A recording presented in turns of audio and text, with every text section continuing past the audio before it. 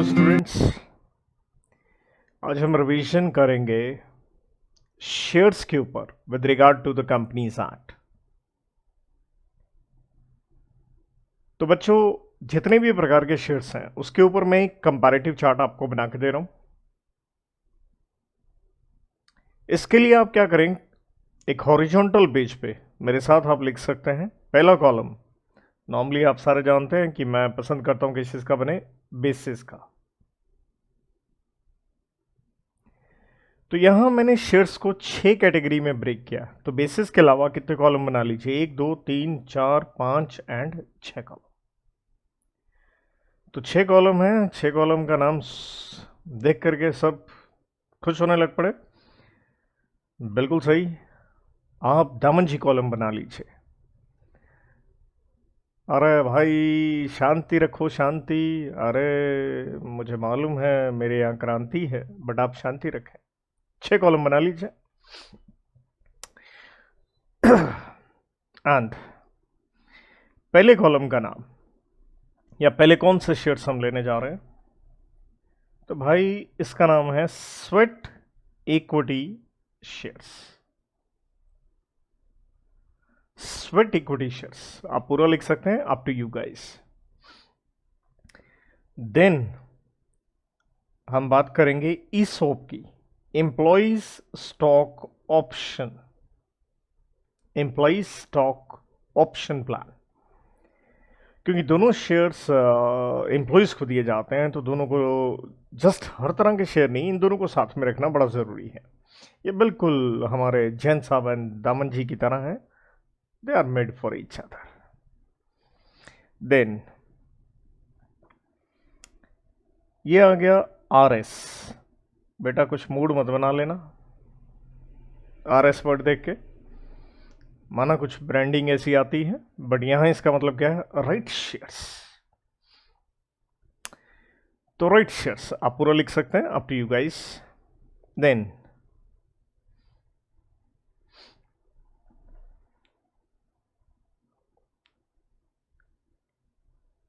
Preferential issue, ध्यान रखना preference shares की बात नहीं कर रहा हूं। सेक्शन 55 में प्रेफरेंस शेयर्स आते हैं, उसकी बात नहीं कर रहा हूं, प्रेफरेंशियल इशू की बात कर रहा हूं। तो ये मैं चाहूंगा थोड़ा सा आप इसको तवज्जो जरूर दीजिए, बड़े अच्छे इसके ऊपर इनडायरेक्ट प्रश्न भी बनते हैं, तो इसको थोड़ा सा अलग से हम हाईलाइट कर देते हैं। देन बच्चों अगली कैटेगरी, पांचवा column BS, bonus shares. And छठा कॉलम डीवीआर, या जैसे यूं कह सकते हैं आप, होते तो ये इक्विटी शेयर्स हैं with what, DVR stands for differential voting rights. Differential voting rights मतलब इक्विटी शेयर हैं but they are bit different, बिल्कुल हमारे प्रिंस की तरह, दे आर बिट डिफरेंट। तो ये क्रॉस कनेक्शन हो रहा है अलग अलग तरह के शेयर्स का। तो एक तरह से एक चार्ट में, एक पेज में मैं लिखवाने की कोशिश करूंगा, आपको आसान लगे, इजी रहे। नॉर्मल आपने देखा क्लास में हर एक के ऊपर लगभग एक लेक्चर लगा हमारा, तो यहां जितने भी हमने लेक्चर लगाए, just one revision, one page, the game is done. So बच्चा लोग, अब क्या मारेंगे हम, लाइन मारेंगे बेटा।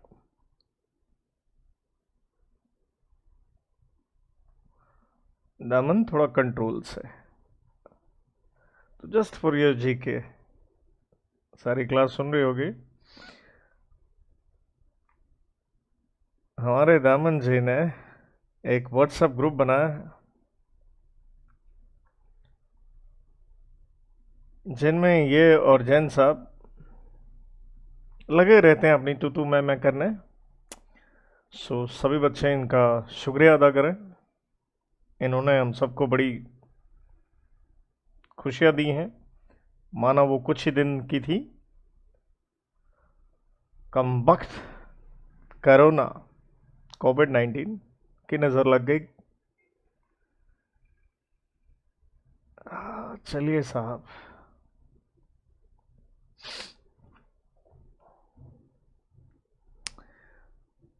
तो ये बने हमारे 6 कॉलम।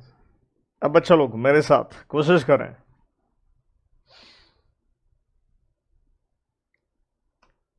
सोचो कौन सा सेक्शन था स्वेट इक्विटी शेयर्स पे। और देखिए सेक्शन के साथ साथ हमने जिक्र रूल्स का भी किया था, तो वो भी लिख लीजिए। और कौन से रूल्स थे? स्वेट इक्विटी, पसीने वाले शेयर। तो यहां पे बच्चों हमारा सेक्शन था 54, that is the main section 54, rule number 8। लेकिन याद करो स्वेट इक्विटी शेयर्स की हमने डेफिनेशन भी पढ़ी थी, तो ध्यान दीजिए साथ में सेक्शन 2 सब सेक्शन 88 मत भूलिएगा, हम पढ़ गए थे डेफिनेशन। देन ईसोप की बारी आती है, तो ईसोप हमने पढ़ा सेक्शन नंबर 62 में। तो ये लीजिए हमारे 6 आ गए हैं, 62 सब सेक्शन 1 क्लॉज बी।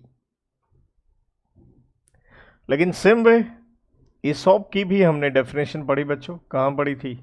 37 में, तो वो भी मत भूलें। और रूल नंबर हमने कौन सा पढ़ा? 12। Thereafter kids right shares, क्योंकि आपको याद हो हमने सेक्शन 62 का मार्जिनल नोट जिसे हेडिंग कहते हैं क्या देखा था? Further issue. तो फर्दर इशू के अंदर काफी कुछ था।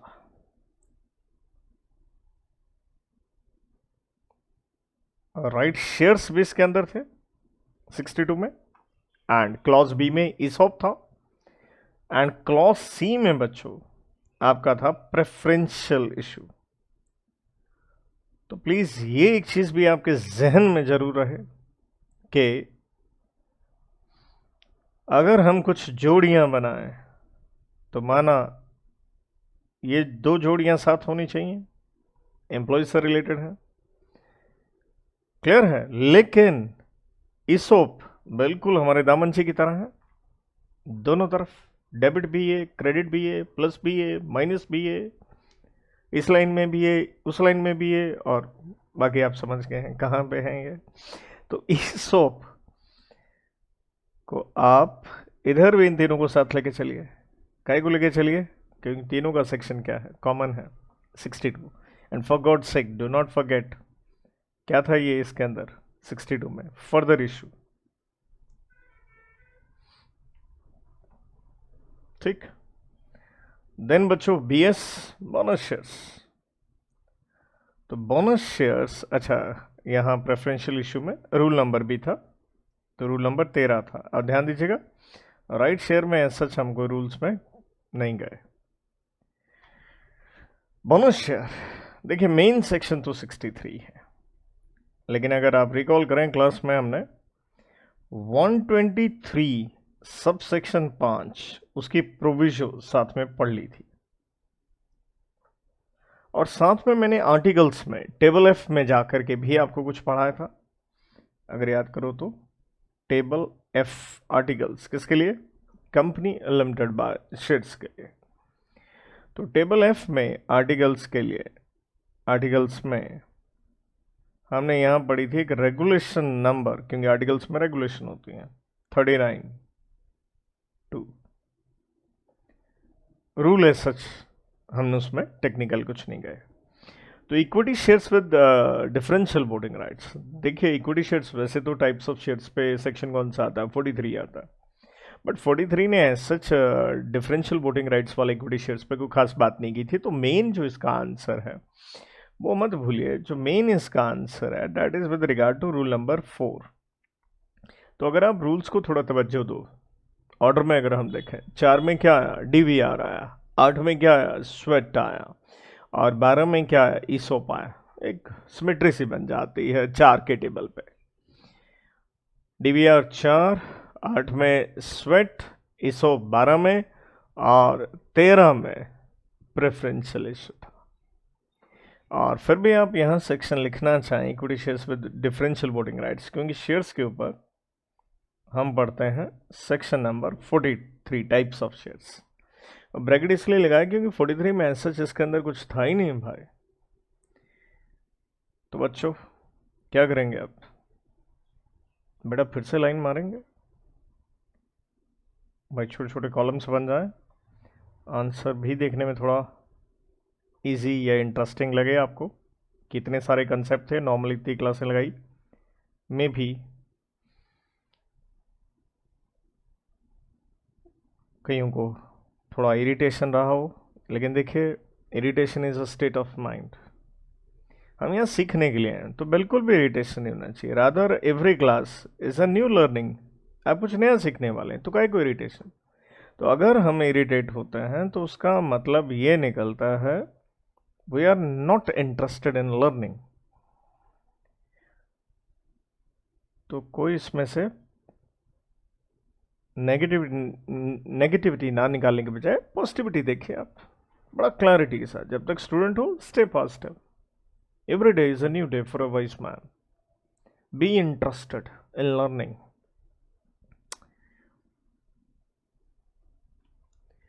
तो बच्चों इसके बाद अगला पॉइंट हम लेते हैं, ये शेयर्स किसको इशू किए जाते हैं, टू हुम,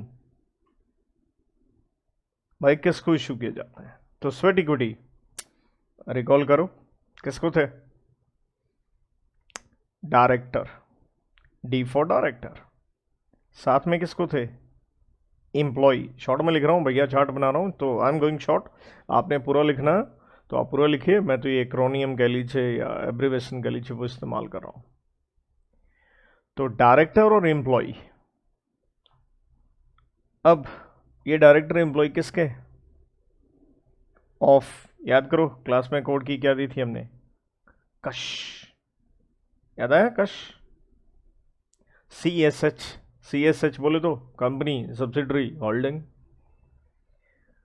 तो भैया कश, CSH, इन तीन के डायरेक्टर हो एम्प्लॉय हो। कौन से डायरेक्टर? करो याद, कोई भी। मतलब आप चाहे एग्जीक्यूटिव डायरेक्टर हैं, नॉन एग्जीक्यूटिव डायरेक्टर हैं, होल टाइम डायरेक्टर कह लीजिए या नॉर्मल डायरेक्टर कह लीजिए, एंड एम्प्लॉय कौन से? परमानेंट वाले, ठीक है,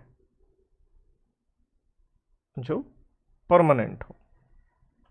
ये पढ़ा था हमने कि 1 साल काम किया है, परमानेंट एम्प्लॉय होने चाहिए। देन ईसॉप याद कीजिए, तो हमने सिंपल एक कोड की सी कही थी, डोई। D for again director, E for employee, O for, अच्छा डोई मैंने कहा तो पहले ओ डाल दूं, O for officer and employ, डोई। And please, everybody, you all know officer is one of the important definition we did in the section 2 subsection 59, जहां हमने एक कोड की पढ़ी थी, धमाका। Director, manager, KMP, any other prescribed, तो do not forget that. तो दरअसल ऑफिसर के अंदर सबसे बढ़िया डेफिनेशन में क्या चीज़ आती है? ऑफिसर के अंदर डायरेक्टर भी आ जाता है। तो डायरेक्टर नाम भी अलग लिखते, अगर ऑफिसर लिखते तब भी डायरेक्टर तो होना ही था। अगेन ये किसके? सेम आंसर ऑफ कश। कश समझ गए, CSH company subsidiary holding. Again employ से related same point, permanent. Director क्या कोई भी आएगा? नहीं, हमने कहा था ये वाले डायरेक्टर नहीं आएंगे। नहीं, ये डायरेक्टर को ईसॉप नहीं मिलेंगे। कौन से? एक जो इंडिपेंडेंट है, इंडिपेंडेंट डायरेक्टर, जिनका कोई कॉन्फ्लिक्ट ऑफ इंटरेस्ट नहीं होता है। CA फाइनल में आप इंडिपेंडेंट डायरेक्टर के ऊपर बहुत गहराई में पढ़ेंगे और राधा रोना निकल जाता है mainly section 149 subsection 6 and section 150 में। या जिसके पास मोर देन 10%, याद हो आपको, इक्विटी शेयर्स हो। तो इंडिपेंडेंट डायरेक्टर को ईसॉप नहीं मिलेंगे, उसको नहीं मिलेंगे जिसके पास 10% से ज़्यादा इक्विटी शेयर हो। अब आती है राइट शेयर्स की बात। तो राइट शेयर किसको देते थे हम? एग्जिस्टिंग शेयर होल्डर को। ये उसका हक होता था, तभी तो नाम दिया हमने राइट या राइट ऑफ प्रीएम्पशन।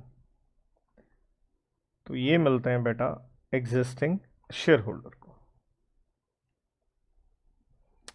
अब प्रेफरेंशियल इशू नाम से पता चल रहा है, प्रेफरेंशियल इशू। मान लीजिए एक चॉकलेट आई दामन जी के पास, बताओ चॉकलेट के स्वाद कौन लेगा? जैन साहब ही लेंगे ना। वाई? क्योंकि दामन जी की वो प्रेफरेंस है। तो चॉकलेट एक थी, ये हैं दो, मेड फॉर ईच अदर। सो इसलिए प्रेफरेंशियल इशू किसको जाएगा? सिलेक्टेड, कोई खास, कोई विशेष पर्सन भी हो सकता है, एक आदमी भी हो सकता है और ग्रुप भी हो सकता है। तो आप सारे जानते हैं दामन जी का परिवार बढ़ गया है, प्रिंस जी आ गए हैं, तो क्लियर। तो ग्रुप भी हो सकता है, लेकिन कोई विशेष होना चाहिए, सिलेक्टेड होना चाहिए। देन बोनस शेयर किसको मिलते थे? अगेन एग्जिस्टिंग शेयर होल्डर को। फर्क क्या है? फर्क ये है, राइट शेयर में पैसे लगते थे और ये क्या होते हैं? मुफ्त में होता है। और equity shares with differential voting right, तो कंपनी किसी को भी इशू कर सकती है, तो कोई भी व्यक्ति, एनी पर्सन, राइट। तो ये एक कंपैरेटिव वे में हम पढ़ रहे हैं, तो उससे एक चार्ट से आई होप सो चीजें आसान रूप से लगे हैं आपको, आई होप सो।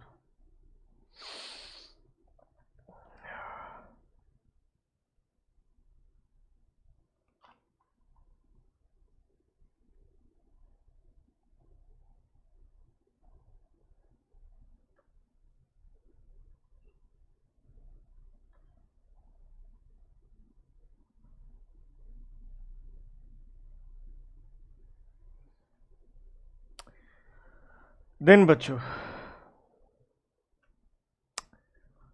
ये हो गया, ये किसको दिए जाएंगे। अब मैं एक वर्ड लिख रहा हूं FPO, आई होप सो आप समझ गए, that is further public offer.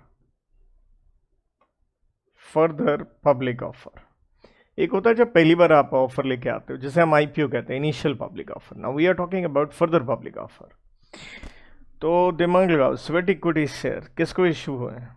Employees को। तो पहले कंपनी बनी होगी, पहले आपने आम जनता को शेयर दिए होंगे, उसके बाद ही एम्प्लॉय को दोगे ना, पहले दिन तो देने से रहे उनको। तो इसलिए आप हम कह सकते हैं, लॉ ने स्पेसिफिकली वर्ड नहीं इस्तेमाल किए, तो मैं इसलिए शब्द यहाँ लिख लूंगा, लिख रहा हूँ इम्प्लाइडली, पे इम्प्लाइड है कि ये फर्दर पब्लिक ऑफर ही होगा। मीनिंग तो ये निकलता है। लेकिन ध्यान दो, मैंने पहले लिख दिया था इन तीनों से रिलेटेड बात कि यार ये तीनों के तीनों 62 में हैं, ये तो है ही कौन, ये तीनों को तीनों ही फर्दर इशू हैं। तो क्लियर है, शब्द क्या आ गया भाई? ये तो एक्सप्रेसली है।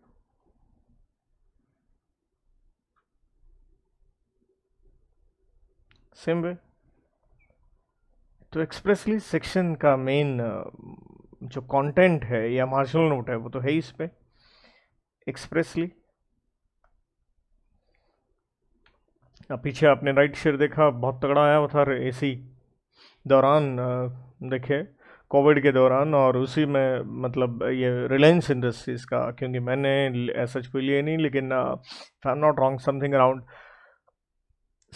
53,000 करोड़, 53 में भी 55 एग्जैक्टली मैं नहीं बोल पाऊंगा। तो लेकिन इतना बड़ा अमाउंट उन्होंने एग्जिस्टिंग शेयर होल्डर से इकट्ठा किया इस कोविड के दौरान। रिलायंस वालों ने मोर देन 1 लाख करोड़ रुपए इकट्ठा किया है। वो पता ही होगा, फेसबुक वाले से लगभग 45,000 करोड़ उससे लिया, और छोटी छोटी कुछ कंपनियों से और से भी उन्होंने अपनी इक्विटी उनको दी है। तो बोनस शेयर्स ध्यान दो एग्जिस्टिंग शेयर होल्डर को दे रहे हैं, तो नेचुरल है ना यार, पहले तो शेयर इशू किए होंगे, उसके बाद ही बोनस दोगे ना। तो ये भी आंसर क्या निकला? अंडरस्टूड है। अंडरस्टूड का मतलब ही क्या होता है? इम्प्लाइडली फर्दर है। Equity share with DVR, differential voting right, आप फर्क डाल रहे हो वोटिंग राइट्स में। तो स्टार्टिंग में जब कंपनी ने शेयर निकाले होंगे, तो मुझे नहीं लगता वो स्टार्टिंग में ही फर्क वाले लेके आई होगी।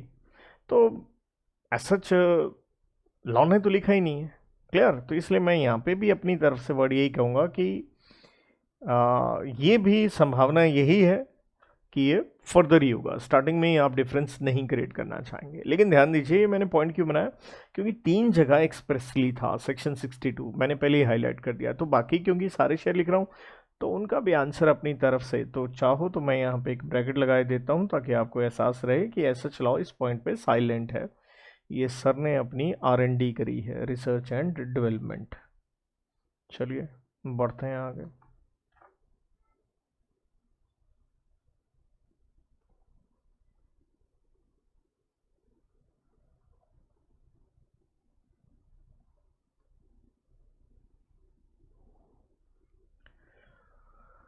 सो बच्चों, इसके बाद हमारा मेन पॉइंट आता है प्राइसिंग।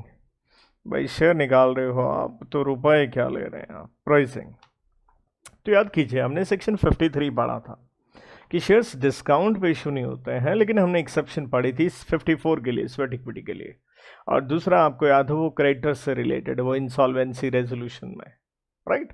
तो इसलिए जो प्राइसिंग की बात है तो हम जानते हैं स्वेट इक्विटी शेयर डिस्काउंट पे होते हैं, और डेफिनेशन भी आपको याद हो 288 में हमने ही पढ़ा था, एट डिस्काउंट और for some consideration other than cash.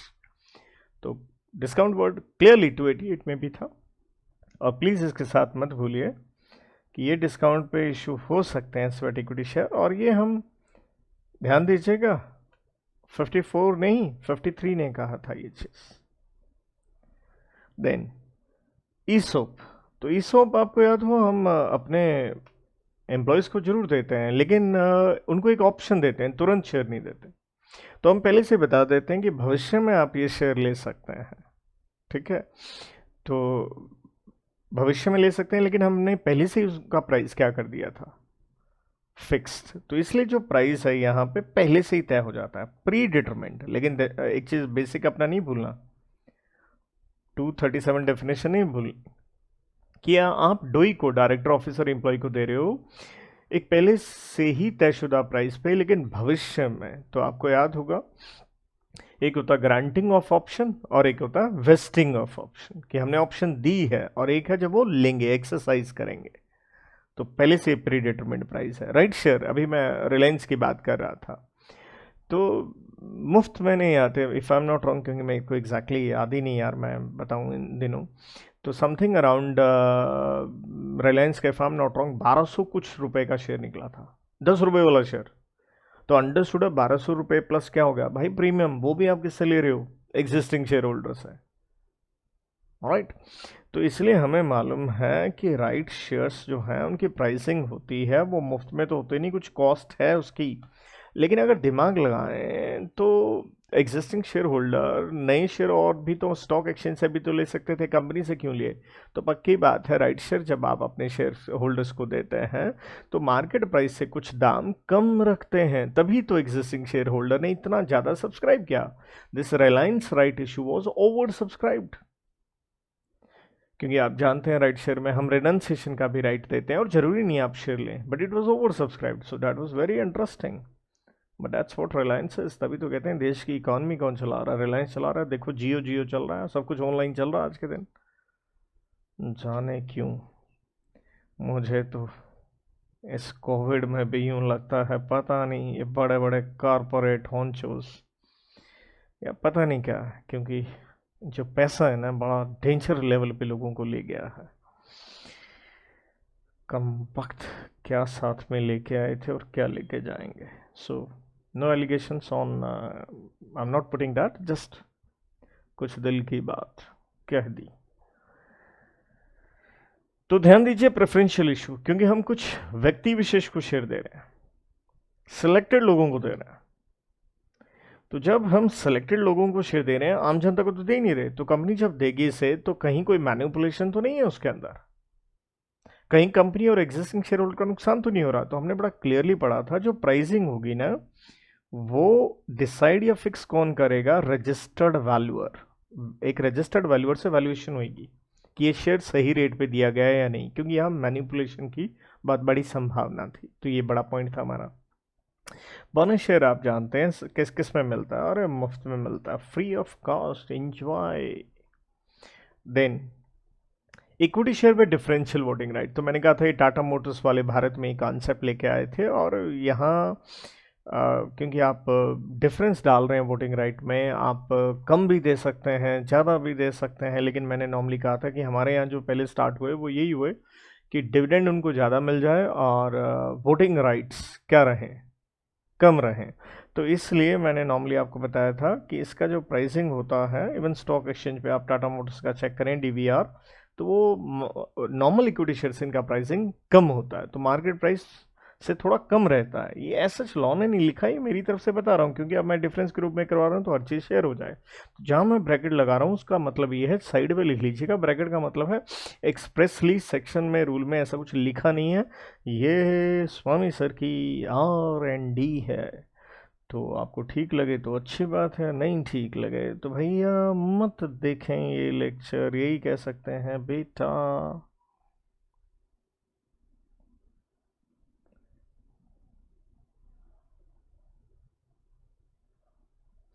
चलिए, प्रेजिंग के बाद, क्योंकि आप जब इशू निकालते हैं तो कंपनी में निर्णय लिया जाता है, मैंने बड़ा क्लियरली आपको बता रखा है। नो डाउट फ्रंट पे बोर्ड ऑफ डायरेक्टर वही निर्णय लेते हैं, लेकिन अल्टीमेटली मालिक जो हैं वो शेयर होल्डर हैं, और उनकी मीटिंग को हम कहते हैं जनरल मीटिंग, और वहाँ पे बड़ा ज़रूरी है क्या पास हो, रेजोल्यूशन। तो इसलिए अगला पॉइंट हम बात करने जा रहे हैं रेजोल्यूशन की, और हम share holder general meeting members के रेजोल्यूशन की बात करेंगे। तो इसलिए ये ध्यान दीजिए, यहाँ रेजोल्यूशन जो है वो जनरल मीटिंग वाला है, और जनरल मीटिंग करने के लिए आपको सभी को याद है सेक्शन 101 में हम नोटिस देते हैं, ये तो पक्का याद होगा सबको, 21 डेज वाला। और 102 में मैंने कहा था कोई स्पेशल बिजनेस करें तो उसकी क्या अटैच करनी पड़ती है बच्चों, बोलो रे, explanatory statement under section 102, right.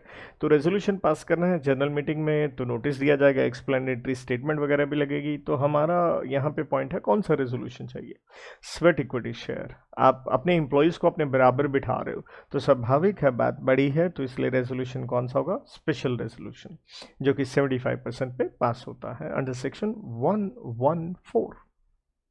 Then हमने इसॉप में भी कहा था स्पेशल रेजोल्यूशन है, लेकिन अगर आप प्राइवेट कंपनी हैं, तो अगर आप, हमने कहा था अगर आप प्राइवेट कंपनी हैं तो ऑर्डिनरी रेजोल्यूशन से भी बात बन जाएगी, इफ प्राइवेट कंपनी। तो प्राइवेट कंपनी का ये एक बेनिफिट प्रिविलेज, प्राइवेट कंपनी में कम लोग होते हैं, आम जनता का पैसा नहीं है, तो उनको ये कुछ बेनिफिट्स कंपैरेटिवली पब्लिक कंपनी से दिए जाते हैं, और मिलने भी चाहिए भाई।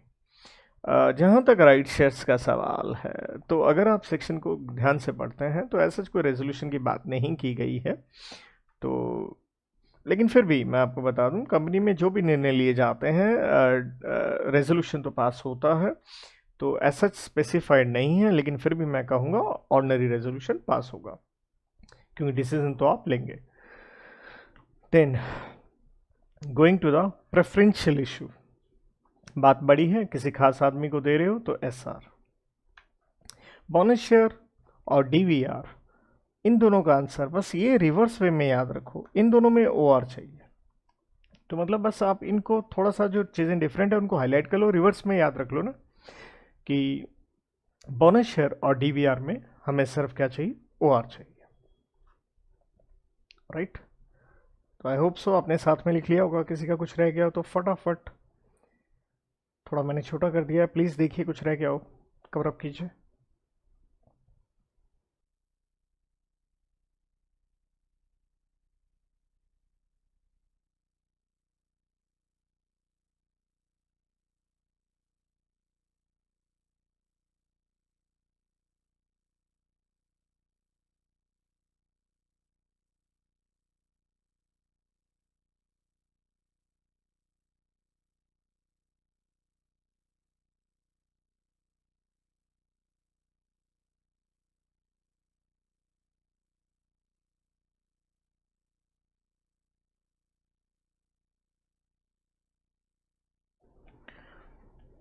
होप सो लिखा गया। चलिए बढ़ते हैं आगे। तो रेजोल्यूशन के बाद बच्चों अगला पॉइंट हम ले रहे हैं,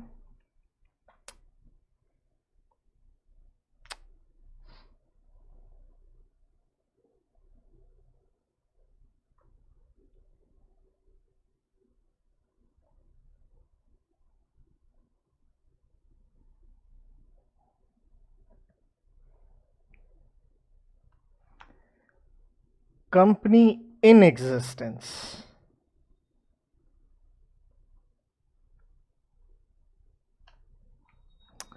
दैट मीन्स अगर ये शेयर आपने इशू करने हैं कंपनी को बने हुए कितना अरसा हो गया हो, तो ये भी एक कंडीशन है। तो देखिए स्वेट इक्विटी शेयर्स में ऐसा कोई रिक्वायरमेंट नहीं है कि कंपनी को काम करते हुए इतना अरसा हो गया हो, लेकिन इस ऑप्शन में हमने बड़ा क्लियर कहा था, जब आप ऑप्शन ग्रांट करते हो कि हाँ आप शेयर ले सकते हो, वेस्टिंग का मतलब है जब असल में कब ले सकते हो, उसके बीच में एक गैप पीरियड होता है कि कम से कम इतने दिनों बाद ही आप शेयर ले पाओगे। तो हमने यहां पढ़ा था 1 ईयर, कम से कम 1 साल, 1 ईयर मिनिमम, कम से कम, और इसे हमने नाम क्या दिया था बच्चों, वेस्टिंग पीरियड, कि कितने दिनों बाद आप ये शेयर ले पाएंगे, कम से कम 1 साल का गैप रखना होगा। देन कोई राइट शेयर में ऐसा नहीं है, कोई प्रेफरेंशियल इशू में ऐसा लॉ नहीं है, कोई बोनस शेयर में ऐसा लॉ नहीं है। Going to DVR, because that was the important point. तो डीवीआर में ये पॉइंट था, नो डिफॉल्ट, कंपनी की तरफ से कोई डिफॉल्ट नहीं होना चाहिए, किसमें, इन फाइलिंग, किसकी filing, annual return and FS, financial statements. तो ये आई होप सो आपको याद ही होगा, एनुअल रिटर्न आपके सेक्शन 92 में, फाइनेंशियल स्टेटमेंट 137 में। तो उसका कोई डिफॉल्ट ना हो, कितने सालों से, फॉर 3 ईयर्स, 3 सालों से। तो यूं कह लो, बाय डिफॉल्ट यूं कह सकते हैं ना कि कंपनी को बने हुए कम से कम कितने साल हो गए हो, 3, क्योंकि डिफॉल्ट नहीं होना चाहिए 3 साल से।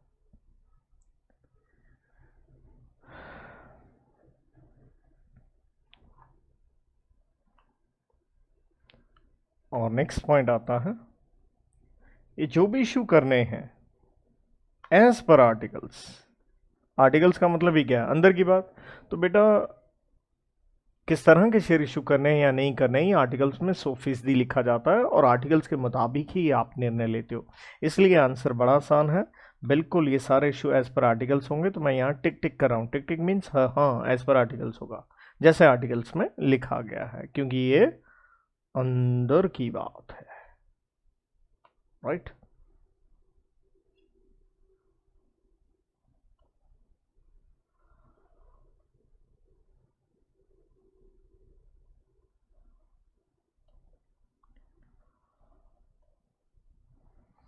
तो ड्राइंग कर रहा हूँ भाई, आपके लिए कर रहा हूँ कि हाँ चार्ट अच्छा सा निकल आए, बाद में पढ़ने में आपको इजी लगे कि हाँ यार इतना कुछ, वो 6 7 8 पेज सर ने पहले भरवाए थे क्लास में, मैं तो 1 पेज से हैंडल कर लूँगा। तो 9 बच्चों, लिप, लिप, अरे लॉक इन पीरियड यार, तुम काहे को डोमेन के बारे में सोचना चालू कर देते हो। Lock in period, lock in period का मतलब क्या था, तुम्हें शेयर मिला तो आप लोग कितने साल तक, कितने अरसे तक ये शेयर आगे बेच नहीं सकते हैं। तो lock in period was a nice point kids. तो स्वेट इक्विटी याद कीजिए, क्योंकि वहाँ मंशा ही क्या थी कि एम्प्लॉय हमारा बन जाए, एक लॉयल्टी, क्योंकि आज के दिन लोगों में लॉयल्टी नहीं है, बहुत बड़ी समस्या है। और मैं कहता हूँ लॉयल्टी नहीं है तो है ही क्या। तो 3 साल का, और हमने ईसॉप में कहा था ये कंपनी के ऊपर है कि वो लॉक इन पीरियड कितना फिक्स करना चाहे, तो एज कंपनी स्पेसिफाइज, तो ये कंपनी के ऊपर है, वो जितना मर्जी रख सकती है। इसलिए हमने यहाँ पॉइंट भी बनाया था कि उसको शेयर 1 साल पहले मिले भी ना। देन बाकी जगह यारो कुछ ऐसा चांसेस था ही नहीं, तो कुछ नहीं बात करूँगा मैं, कोई लॉक इन पीरियड का ऐसा कोई लोचा ही नहीं है, राइट। एंड देयर आफ्टर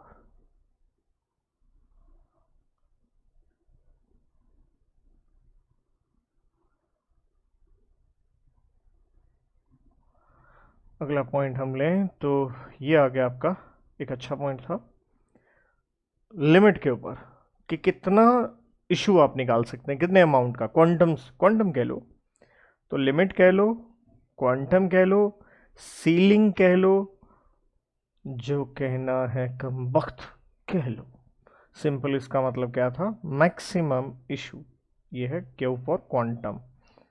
कहीं जैन साहब को क्वीन बना दो आप, तो मैक्सिमम इशू है बच्चों, कितना कर सकते हैं। तो याद करो हमने बात करी थी स्वेट में यहाँ था रोला, और ये हमने पढ़ा था, ये रोला था अगर आप अनलिस्टेड कंपनी हो। तो अनलिस्टेड कंपनी में याद करो दो चीज़ें थी, एक हमारी एनुअल लिमिट थी बच्चों, और एक थी ओवरऑल लिमिट। तो एक हमने पढ़ी थी एनुअल, कितना स्वेट कर सकते हो, एक है ओवरऑल टोटल। तो ओवरऑल तो बहुत ही सिंपल सा आंसर था, 25%। किसका? Paid up equity share capital का 25%, paid up equity share capital का। और जबकि एनुअल में कितनी बातें थी, यहाँ दो बातें थी, दो बातें। एक था 5 करोड़ रुपीस का issue price, IP issue price, face value नहीं, इशू प्राइस 10 वाला शेयर अगर 40 रुपए प्रीमियम पे है तो इशू प्राइस 50 हुआ। और 15% किस चीज का? वही same paid up equity share capital. दो लिमिट्स आ गई, तो हमने कहा था विच एवर इज हायर। तो ये अपने को एक रूल्स के हिसाब से लिमिट याद रखना अनलिस्टेड कंपनी के लिए। तो एनुअल था 5 करोड़ और 15% विच एवर इज हायर, जबकि ओवरऑल था 25%। But do not forget paid up equity का। एंड गोइंग टू बच्चा लोग आपका ईसोप, यहाँ कुछ ऐसा था नहीं। एंड देयर आफ्टर हमारा राइट शेयर। तो राइट शेयर में आपको याद होगा एग्जिस्टिंग शेयर होल्डर्स को ये शेयर्स मिलते थे, ऐसा कोई लिमिट नहीं होती थी, लेकिन एक रेशियो में मिलते थे। तो डू नॉट फॉरगेट कि 5:2, 5:1 what ever. And right share के बाद है प्रेफरेंशियल इशू, तो उसमें सच कोई लिमिट नहीं है। देन आ गया बोनस शेयर। तो बोनस शेयर तो अंडरस्टूड है, एग्जिस्टिंग वालों को है तो रेशियो में ही जाएगा। एंड ये एक अच्छा आंसर हमें यहाँ याद रखना है, क्योंकि ये पिछली बार अमेंडमेंट भी रहा। तो ये था डीवीआर जो होगा maximum voting right, maximum voting right of aggregate, aggregate बोले तो total of aggregate DVR not to exceed, कि डीवीआर वालों के वोटिंग राइट ज़्यादा से ज़्यादा कितने हो सकते हैं? 74%। तो डैट मीन्स जिनका डिफरेंस नहीं है उनके पास वोटिंग राइट 26%। तो इससे ज़्यादा इनको वोटिंग राइट नहीं आप दे सकते। तो बस जितना 74% हो गया उतना आप क्या निकाल दो, अपना इशू निकाल दो भैया।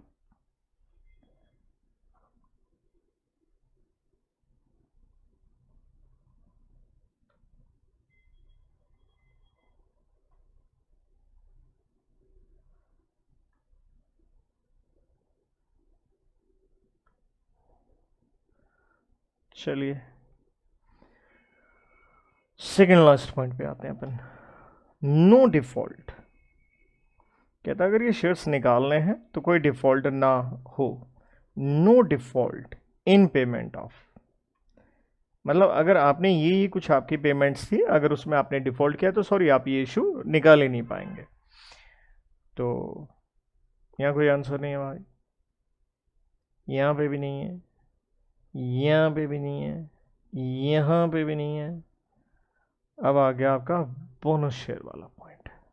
तो बोनस शेयर में याद करो हमने कहा था कोई डिफॉल्ट नहीं होना चाहिए भाई, किसकी पेमेंट में?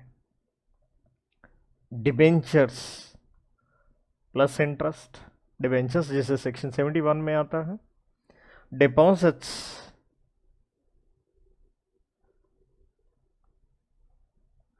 तो डिपॉजिट्स चैप्टर नंबर 5 सेक्शन 73 से 76A में आप पढ़ते हैं।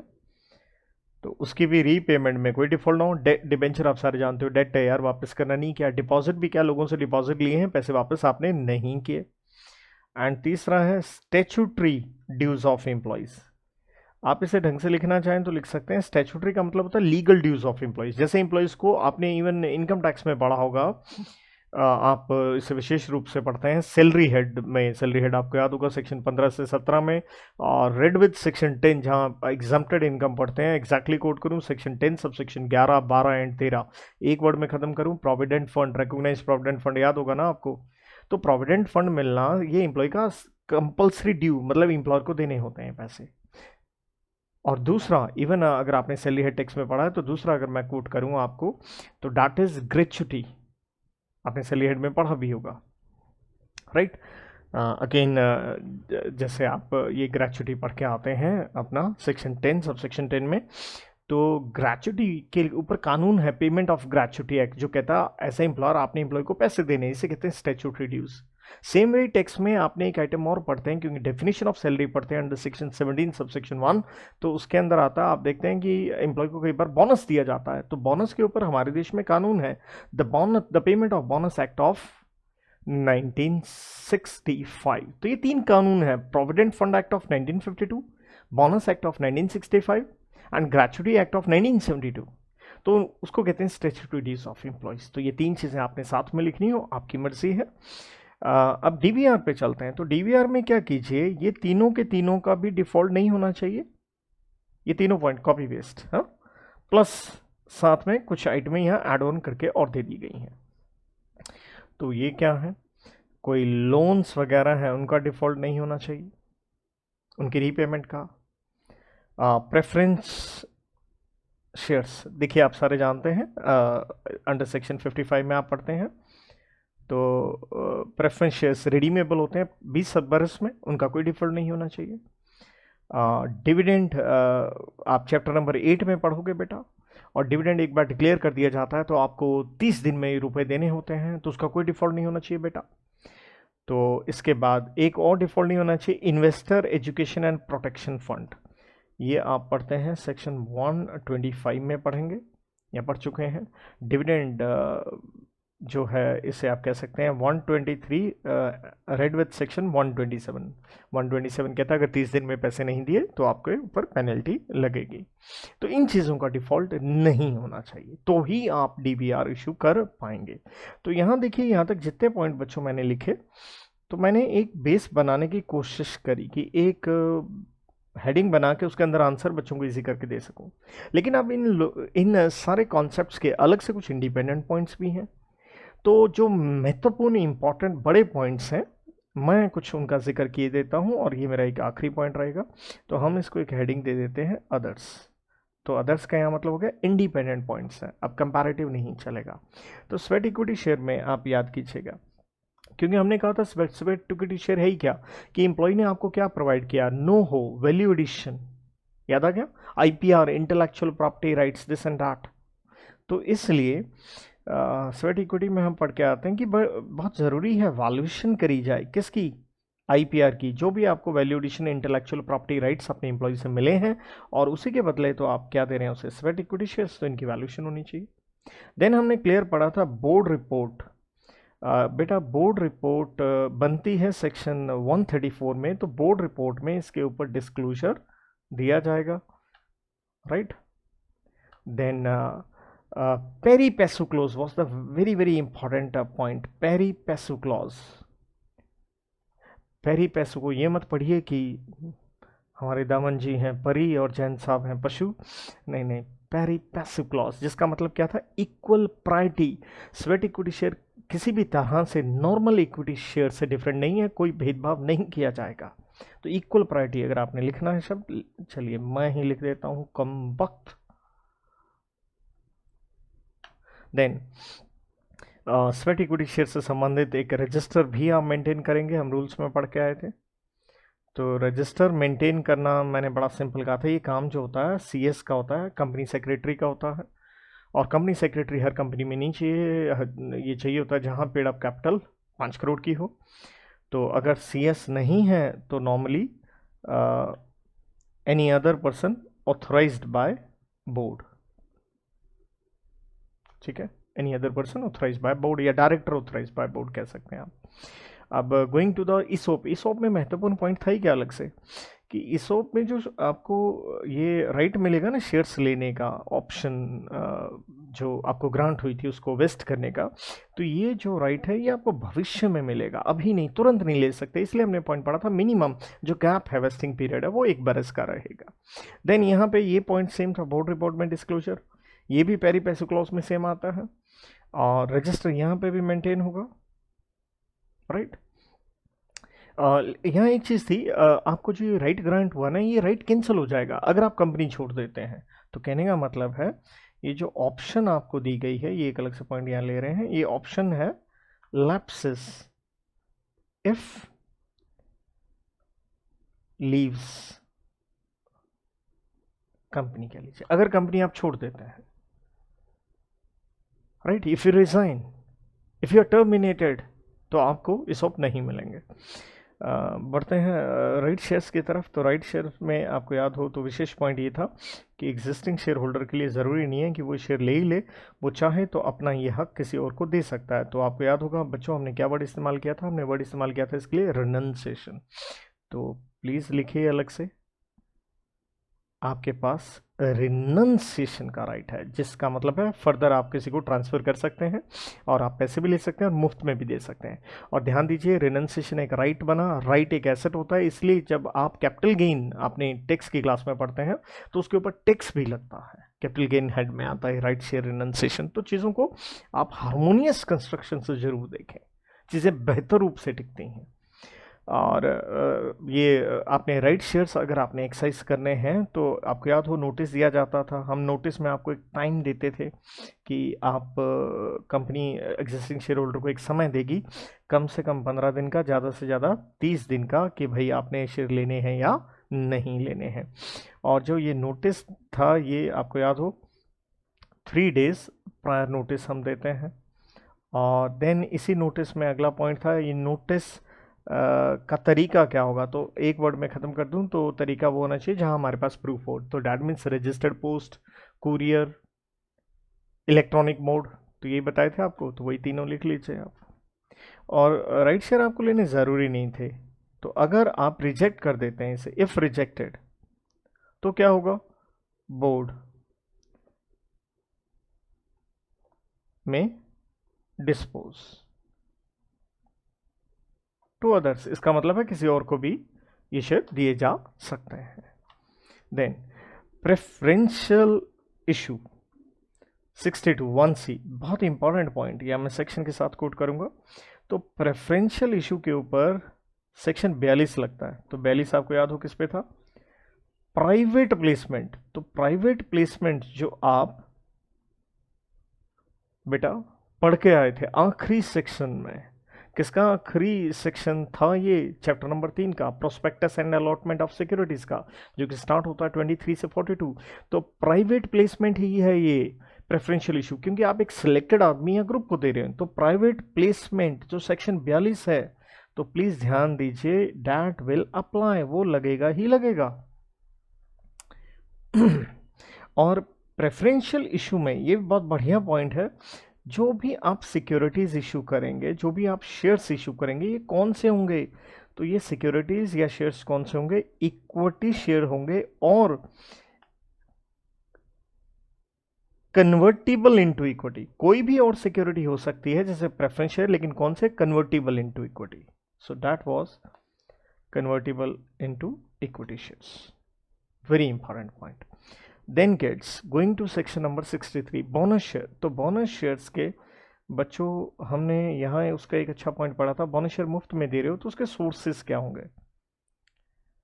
तो सोर्सेस के ऊपर इंटरेस्टिंग चीज़ ये थी, जहाँ तक सवाल है सेक्शन 63 जो कि मेन सेक्शन है, तो उसने 3 आपको सोर्सेस बताए थे। या तो आप इस्तेमाल कर पैसा निकाल लीजिए फ्री रिजर्व्स, जिसकी हम definition under section 2 sub section 43 पढ़ के आते हैं, या आप पैसा निकाल लीजिए कहाँ से? सिक्योरिटी प्रीमियम में से, राइट, जो आपने सेक्शन 52 में पढ़ा। देन या आप पैसा निकाल लीजिए कहाँ से? CRR stands for capital redemption reserve. तो CRR आप पढ़ते हैं 69 में, ये था आपका 52 69। तो कोई भी चीज़ पढ़ो, सेक्शन टिकाने हैं जो कि टिकाने चाहिए।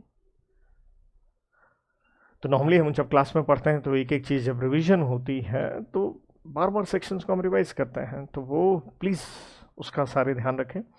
तो ये जो सोर्सेज हैं, इनमें एक बड़ी बात ये थी, ये था अगर फुली पेड इशू आया है, मतलब 10 वाला बोनस शेयर पूरा का पूरा हमने मुफ्त में छोड़ दिया।